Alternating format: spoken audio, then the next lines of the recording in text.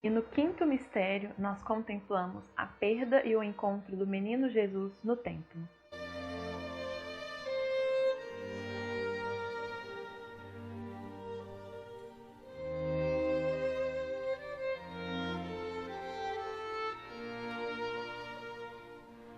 O trecho do Evangelho que se refere a esta meditação está em Lucas 2, dos versículos 41 a 52. Eu não vou fazer a leitura com você, mas eu recomendo que você dê pause neste vídeo, pegue a sua Bíblia, leia este trecho para você compreender o que vai ser dito aqui. E para este quinto mistério, uma das coisas que nós queremos trazer, baseado no livro de Monsenhor Ascânio Brandão, é essa dor que Maria sentiu, ao perder o menino Jesus. Santo Afonso Maria de Ligório vai nos dizer que de todas as dores que Nossa Senhora sentiu, esta foi a maior. E por quê, em todas as outras, Maria ou ela tinha Jesus e estava com Jesus, mas nessa ela estava sozinha, ela não tinha o Salvador, Então a gente vê na fuga do Egito, quando o Simeão fez aquele anúncio, de que uma espada traspassaria o seu coração, o próprio Calvário de Nosso Senhor Jesus. Em todas essas dores nós vemos ali, Cristo com Maria, mas nessa dor ela não vê Nosso Senhor Jesus Cristo.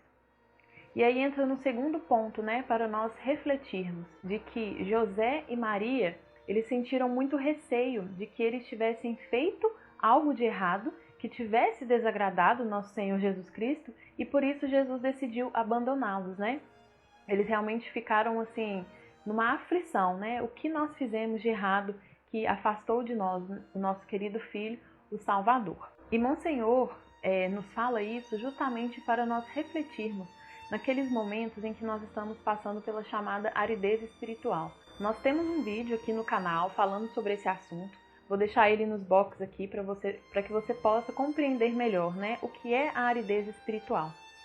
Mas ali, naquele momento, naquela dor, que Nossa Senhora estava passando, ela junto com seu esposo José foram à procura de Nosso Senhor Jesus Cristo.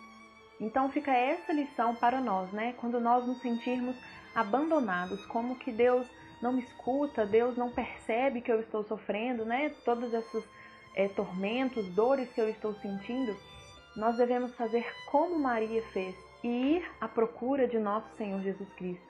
Este é o exemplo, que nós devemos seguir. Então, que a gente possa refletir durante este dia, toda dificuldade que nós passarmos, eu não sei como é a sua realidade, não sei se você está passando justamente, por este sentimento de abandono, como se Deus ele não estivesse do seu lado te ouvindo, mas eu te falo, meu irmão, que sim, Ele está.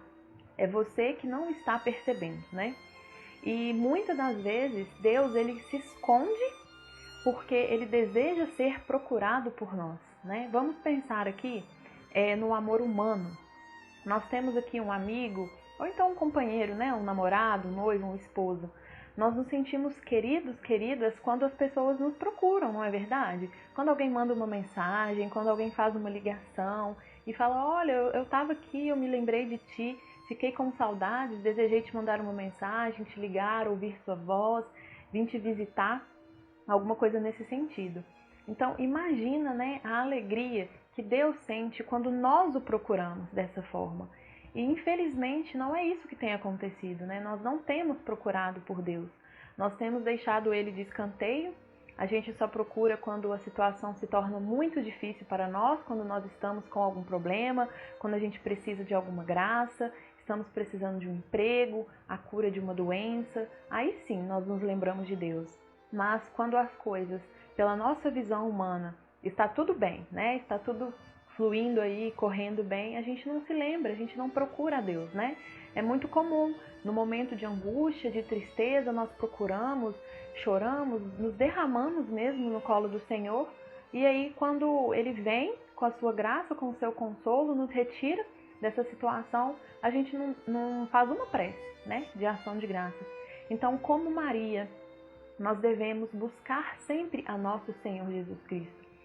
E o belíssimo modo, de buscar Nosso Senhor é através da oração do Santo Rosário, Essa meditação de toda a sua vida, desde o momento em que a sua Mãe Santíssima deu sim para a nossa salvação, até o momento em que ela foi coroada, né, como rainha de todos os anjos no céu e na terra. Então, neste momento de aridez, quando nós estivermos passando por ele, nós precisamos ter paciência e coragem, né? A Virgem Maria com certeza foi paciente nessa busca pelo seu filho, sabendo sofrer aquilo, sabendo aceitar, não é verdade? Às vezes, sim, nós não sentimos a presença de Deus porque a nossa vida não condiz com a presença do Espírito Santo em nossa vida, não é verdade? A gente sabe que o Espírito Santo de Deus, ele não habita onde o pecado está. Então, se você está passando por este momento em que você se sente abandonado, seja um momento de você fazer uma revisão. Será que você não está cometendo algum pecado que está desagradando ao nosso Senhor Jesus? E aí ele não consegue, não é possível o Espírito Santo de Deus habitar na sua alma, porque os dois eles não conseguem coabitar no mesmo lugar. Ou o pecado, ou nosso Senhor Jesus. Existem muitas pessoas, né, que interpretam o que Maria falou quando ela encontrou nosso Senhor Jesus no templo de maneira errada, né? Como se fosse, sabe, uma chamada de atenção, assim, né? Tipo, por que você fez isso? Você não viu que eu e seu pai estamos desesperados, né, atrás de você? Mas não foi aquela prece mesmo de uma alma que se viu privada de Deus naquele momento. É essa prece, né, que nós devemos fazer. Quando nós encontrarmos Jesus, falar assim, aonde tu estavas? Eu estava aflita te procurando. É a história de uma santa, eu não me recordo agora qual que é o nome dela, mas ela estava sofrendo tentações, né, contra a castidade, e ela sentia muito repulsa, mas as tentações elas eram muito, muito fortes. E quando venceu, quando cessou essa tentação, e nosso Senhor Jesus apareceu para ela, ela perguntou, né, onde tu estavas que tu não me ajudaste? E aí ele vai e pergunta para ela, o que você sentiu, né, quando essas tentações elas vinham? E ela falava que sentia repulsa, que ela sentia nojo, né, digamos assim. Ele fala, pois então, fui eu que coloquei esse sentimento em você. Eu estava aqui o tempo todo vendo você lutar, né? Então Deus quer ver esse esforço em nós. Então nos esforcemos, meus irmãos. Nos vídeos para trás aí, eu convidei você que está rezando somente um terço a rezar mais de um terço. Como está essa missão aí que eu dei para você? Você tem se esforçado? Você tem buscado fazer cada vez mais? Outro ponto para nós meditarmos neste mistério é o fruto que nós pedimos, que é justamente a obediência, né? Ao final de toda essa situação, nosso Senhor Jesus Cristo volta com seus pais e a palavra vai nos dizer que lhes foi submisso, né? Até a idade de 30 anos em que ele começou a sua vida particular, mas a sua submissão não terminou ali nos 30 anos, né? A partir dos 30 anos, mais um dia, pronto, não sou submisso mais. Não, ele é submisso à Virgem Maria até hoje. É por isso que nós confiamos nessa intercessão, né, de Nossa Senhora, porque ela é essa mãe amorosa que acolheu o plano de Deus, né, que gerou Jesus. Então tudo que essa mãe pede, né, ao seu querido filho, ele prontamente, se for da vontade de Deus e para a nossa salvação, ele assim realiza. Então meditemos nessa obediência de nosso Senhor Jesus Cristo, que sejamos obedientes aos nossos superiores, aos nossos chefes, aos nossos pais.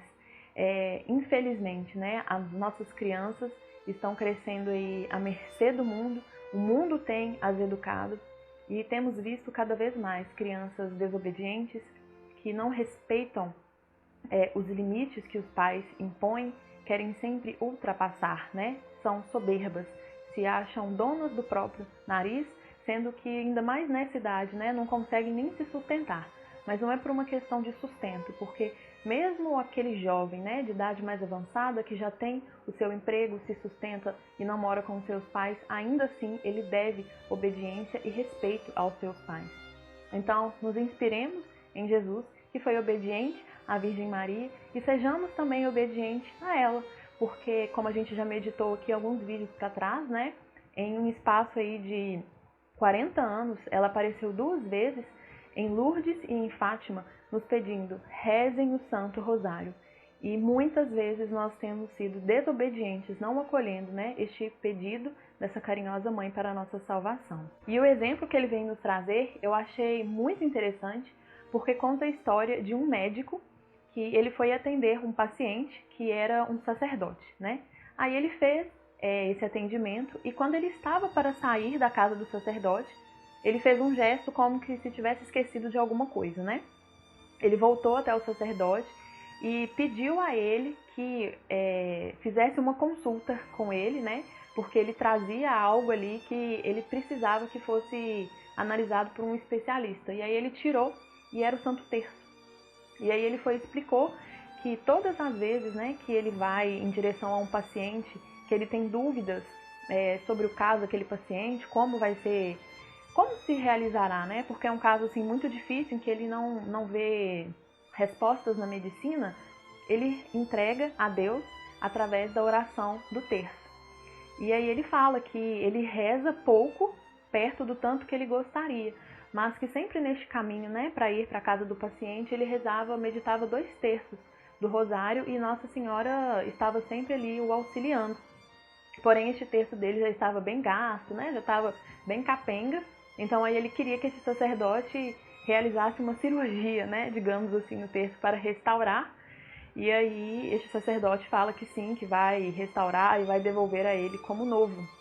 E eu achei muito bonito porque eu fiquei refletindo, né?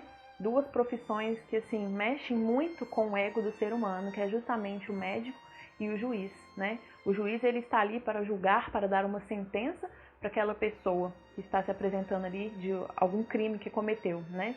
E o médico é responsável ali por salvar essa vida.